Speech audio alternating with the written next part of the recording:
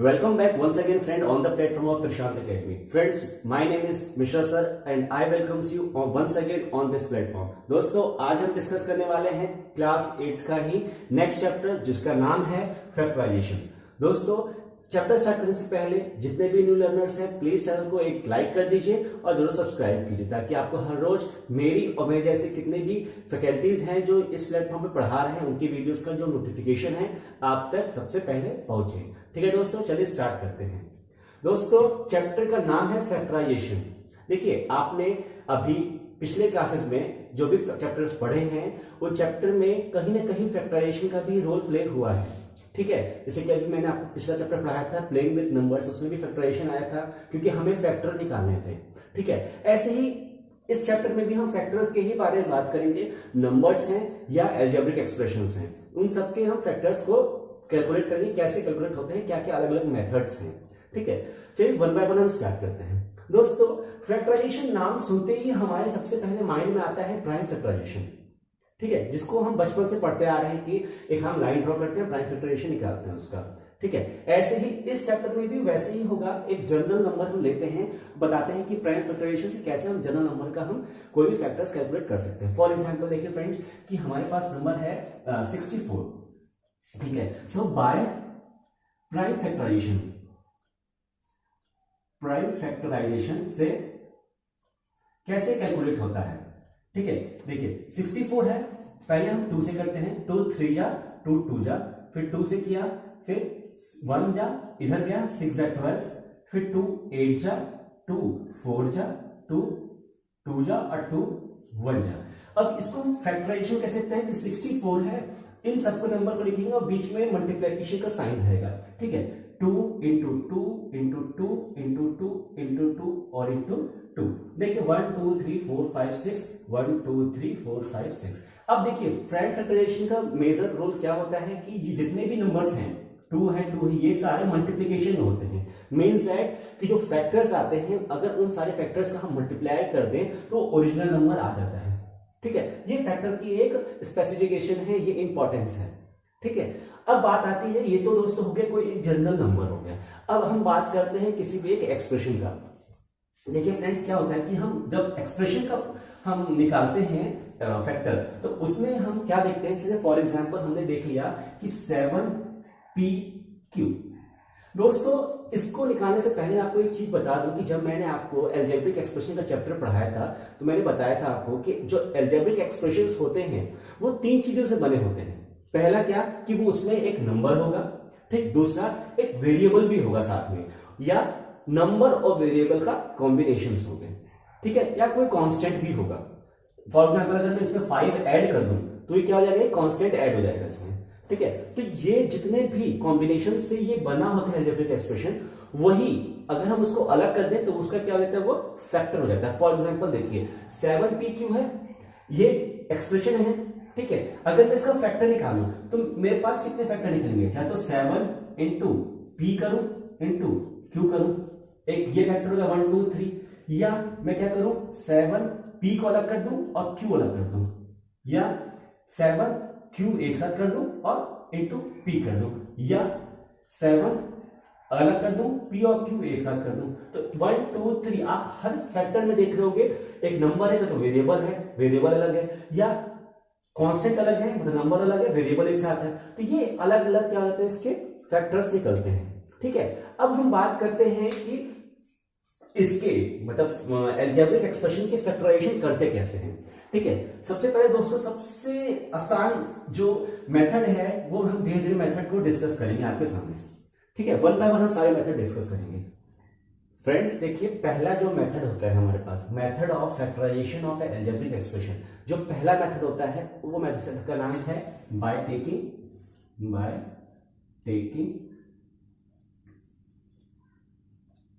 Common.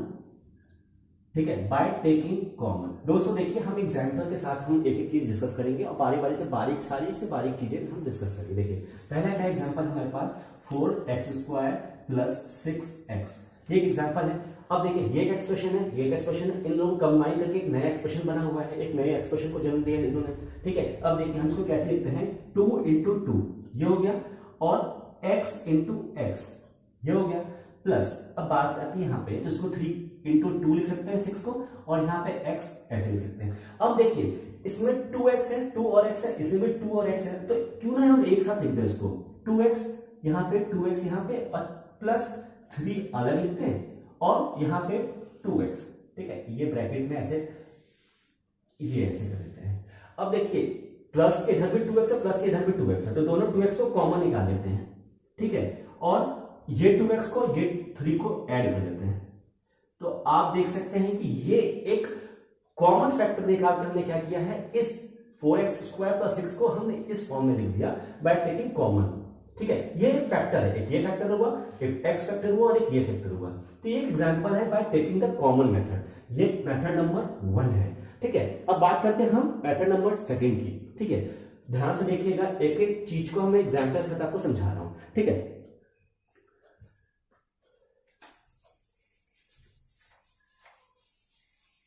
दोस्तों second method जो हमारे पास है वो है by regrouping, by regrouping the, ठीक है, बाय रीग्रुपिंग। देखिए इसमें क्या होता है कि हमारे पास जो भी एक एक्सप्रेशन होता है उसमें हम उन एक्सप्रेशन का जो नंबर था उसको हम रीग्रुपिंग करते हैं, इधर से उधर से रीग्रुप करके एक हम कॉमन का फैक्टर निकालते हैं। अगर मैं एक एग्जांपल लूं, एग्जांपल सबसे आसान है और एकदम आपको समझ में आ जाएगा, ठीक है। एग्जांपल लेते हैं हम कि 3x स्क्वायर प्लस 2x, ठीक है, और मैं एक अलग लेता हूं 12x प्लस 8, ठीक है। ये मैंने दो अलजेब्रिक एक्सप्रेशन है, दोनों को ऐड कर दिया है। अब इसमें हम रीग्रुपिंग करेंगे इसका। देखिए क्या करते हैं, इसमें सिंपली एक स्टेप होता है हमारा कि हम कॉमन टर्म निकालते हैं, ठीक है। इसमें से कॉमन टर्म आपको क्या दिख रहा है, यहाँ भी 3x स्क्वायर है, 2x है, तो यहाँ से हम x को कैलकुलेट कर सकते हैं बाहर। देखिए 3x प्लस 2, अगर मैं x को जब मल्टीप्लाई करूं तो ये 3x स्क्वायर हो जाएगा और 2x हो जाएगा, x कॉमन ले लिया, ठीक है। यहाँ पे मैं क्या करूं कि मैं 4 कॉमन ले लूं, क्योंकि 12 और 8 दोनों 4 के टेबल में आते हैं, और अगर मैं 4 कॉमन लूंगा तो यहाँ पे क्या जाएगा 3x प्लस 2। दोस्तों यहाँ देखिए 3x प्लस 2 और यहाँ भी क्या है 3x प्लस 2, ये दोनों कॉमन टर्म आ गए, ठीक है। तो यहाँ पे क्या हो गया x प्लस 4 और 3x प्लस 2, ये देखिए मैंने इनको रीग्रुपिंग कर दिया। यहाँ पे एक ग्रुप बना हुआ था और मैंने इनको रीग्रुपिंग करके इस फॉर्म में ले आया, ठीक है। अगर मैं इसको खोलूंगा, मतलब इसको मल्टीप्लाई करेंगे तो फिर से यही टर्म आ जाएगा हमारा। इससे मतलब क्या है कि ये फैक्टर बन गया है ये, ठीक है। ये दोस्तों ये थे हमारे कुछ मेथड बाय रीग्रुपिंग से, मतलब सेकंड मेथड नंबर 2। अब बात आती है दोस्तों मेथड नंबर 3 की। उसका क्या है, रूल क्या है कि उसको बोलते हैं फैक्टराइजेशन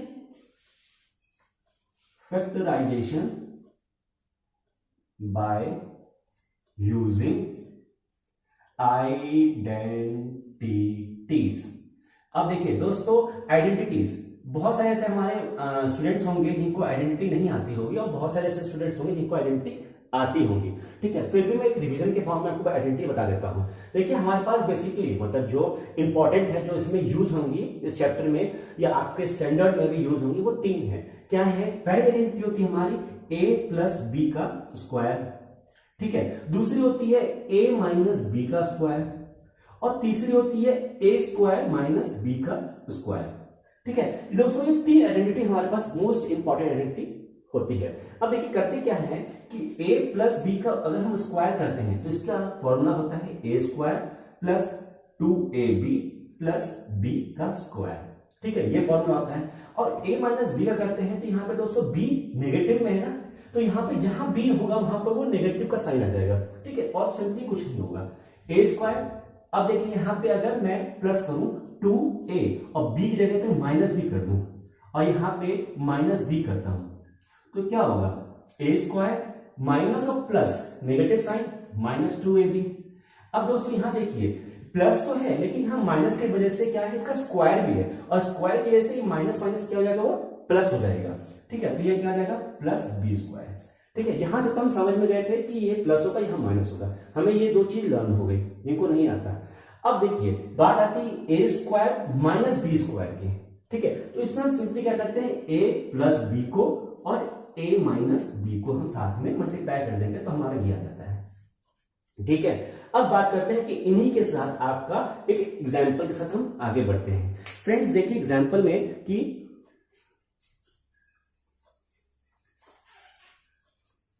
देखिए अगर मैं एग्जांपल लूं 2x+3, 2x+3 है, इसका स्क्वायर है, 2x+3 का स्क्वायर हमें दिया है। अब हम इसको फैक्टराइज करेंगे।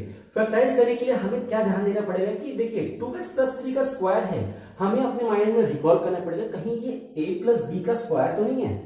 फॉर एग्जांपल देखिए यहाँ पे अगर हम a को अज्यूम कर लें 2x और b को अज्यूम कर लें 3, तो ये कहीं पे a+b का स्क्वायर तो नहीं है। तो हम क्या करेंगे, हम आइडेंटिटी लगा देंगे a² + 2ab+b²। ठीक है, अगर मैं ऐसे इसको लिख दूं तो क्या बनेगा, ये a ये है b ये है, तो a का स्क्वायर मींस 4x², b का square 2ab means that 2 × 2x, मतलब ये a था, और b × 3 प्लस b का स्क्वायर मींस दैट 3 का स्क्वायर।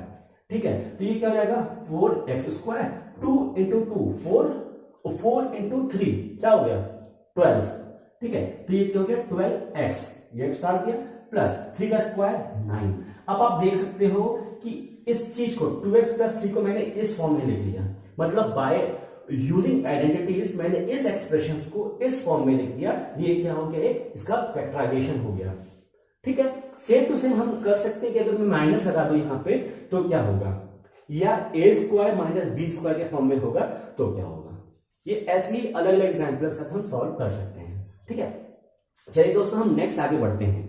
दोस्तों बात आती है, अब फैक्टराइजेशन आपका हो गया है कंप्लीट, मतलब एक जो उसका सब टॉपिक था इस चैप्टर का, वो फैक्टराइजेशन आपका टॉपिक कंप्लीट हो चुका है। ठीक है, अब बात आती है दोस्तों, यहाँ पे हमने फैक्टराइजेशन कर लिया, नेक्स्ट टॉपिक आता है हमारा डिवाइड का। ठीक है, divide of the expression, divide of expression. देखिए दोस्तों एक्सप्रेशंस को कैसे हम डिवाइड करते हैं। ठीक है, किसी भी एक्सप्रेशन को हम डिवाइड कैसे करते हैं, हम धीरे धीरे बढ़ेंगे। पहले हम लेंगे मोनोमियल, फिर लेंगे हम पॉलिनोमियल। ठीक है, अगर हम मोनोमियल लेंगे, पहला क्या है, किसी भी मोनोमियल को अगर हम किसी दूसरे मोनोमियल से डिवाइड करते हैं तो क्या रिजल्ट आता है। देखिए फॉर एग्जांपल अगर हमारे पास है 54, ठीक है, y का स्क्वायर डिवाइडेड बाय 9y, ये क्या एक मोनोमियल है, क्यों, क्योंकि इसमें एक ही वेरिएबल है। ठीक है, अगर मैं इसको इसे डिवाइड करता हूं तो हम सिंपली क्या करेंगे, इसको हम 54y² अपॉन 9y लिख दूंगा। अब इसका रूल ये है कि जो नंबर है वही केवल नंबर को काट पाएगा और जो वेरिएबल है वो वेरिएबल को काट पाएगा। ठीक है, मैंने आपको उसमें बताया था पावर एंड एक्सपोनेंट में कि कोई भी वेरिएबल अगर ये ऐसे होता है, ये तो ये जब ऊपर जाएगा तो ये क्या होगा 2 और इसकी पावर 1 होगी तो ये क्या होगा माइनस हो जाएगा। तो y की पावर 1 को हम केवल y लिखते हैं। सेम चीज यहां पे होगी, हम डायरेक्टली इसको काट सकते हैं, तो ये यहां पे केवल y बचा। ठीक है, और 9 बन जा 9 और 9 6 जा 54, 6y आ गया।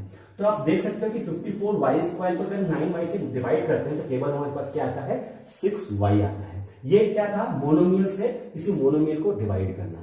ठीक है, अब हम बात करते हैं किसी पॉलिनोमियल को मोनोमियल से डिवाइड करने का। ठीक है, अब देखिए हमारे पास क्या आता है, ये हम y के टर्म में ही लेते हैं, 54y² प्लस 9y। अगर मैं इसको डिवाइड करूं 3y से, हाँ हमें एक चीज गौर करनी पड़ेगी, जिससे डिवाइड कर रहे हैं उसका जो वेरिएबल है वो वेरिएबल सेम होना चाहिए। अगर वो अलग वेरिएबल का है तो वो डिवाइड नहीं होगा, वो बस डिवाइड के मतलब एक रेशियो के फॉर्म में रह जाएगा आंसर में हमारे। ठीक है, तो चलिए हम इसको डिवाइड करते हैं। देखिए इसका क्या होगा कि 54y² प्लस 9y, अगर हम इसको डिवाइड करते हैं 3y से, तो दोस्तों ये 3y एक बार इसके पास जाएगा, 3y एक बार इसके पास जाएगा। ठीक है, तो 54y² यहां 3y और यहां पे क्या होगा 9y अपॉन 3y। फ्रेंड्स यहां आप देख सकते हैं क्या होगा कि y से y कट जाएगा और 3 ये 3 1 जा 3, 2 बचा और 8 आ गया, तो 18y प्लस y से y कट चुका है, 3 1 जा 3, 3 3 जा 9, यहां 3 बच गया। आप देख सकते हैं कि किसी मैंने पॉलिनोमियल से मैंने एक मोनोमियल को डिवाइड किया है। ठीक है, तो आंसर हमारा क्या है, ये है। अब दोस्तों बात आती है ये बात आती है कि हमने मोनोमियल से पॉलिनोमियल से मोनोमियल को डिवाइड किया एक बार, फिर आता है कि मोनोमियल से हमने किसी मोनोमियल को डिवाइड किया। अब बात आती है कि किसी पॉलिनोमियल को किसी पॉलिनोमियल से कैसे डिवाइड करें। ठीक है। उसके लिए दोस्तों एक अलग कॉन्सेप्ट है, उसको अलग अलग टॉपिक से हम मतलब एक अलग चैप्टर के फॉर्म में मैं उसको समझाऊंगा, क्योंकि वो टॉपिक थोड़ा ब्रॉड है, उसमें भी कई मेथड्स होते हैं। ठीक है, आप यहां तक आज माइंड में रखिए कि कैसे इस एक्सप्रेशंस को, अलजेब्रिक एक्सप्रेशन को हम फैक्टराइजेशन कैसे करते हैं, क्या क्या अलग अलग मेथड है हमारे पास है, पहले कॉमन लिया फिर रीग्रुपिंग किया, है ना, कैसे अलग अलग फैक्टर्स होते हैं, और दूसरा कि हम कैसे डिवाइड कर पाएंगे इसको। बस हमें डिवाइड करने का क्या हमें कॉन्सेप्ट माइंड में रखना है कि किसी भी नंबर को अगर किसी भी पॉलिनोमियल को किसी से दूसरे मोनोमियल से डिवाइड करना है तो हमारा वेरिएबल सेम होना चाहिए। अगर वेरिएबल सेम नहीं तो वो कटेगा नहीं ऐसे, वो बस एक फ्रैक्शन में रहेगा। वहां पे मान लीजिए मैं ये y है, यहाँ पे मैं x कर दूं तो यहाँ पे x नीचे आ जाएगा इसके अलग से। ठीक है, तो ये डिवाइड नहीं हो पाएगा, प्रॉपर मतलब फैक्टराइजेशन नहीं हो पाएगा। ठीक है, तो ये दोस्तों आज का एक चैप्टर था। अगर आपको कुछ भी डाउट होता है, कुछ भी कहीं पे भी आपको लगता है कि ये चीज मेरे को समझ में नहीं आई है, तो प्लीज कमेंट सेक्शन में जरूर मेंशन कीजिए, आके मैं सारे डाउट्स को मैं क्लियर करूंगा। मैं इसलिए यहाँ पे हूँ क्योंकि आपके लिए हूँ। ठीक है, तो चलिए दोस्तों आज के लिए बस, ठीक है, टेक केयर, बाय बाय।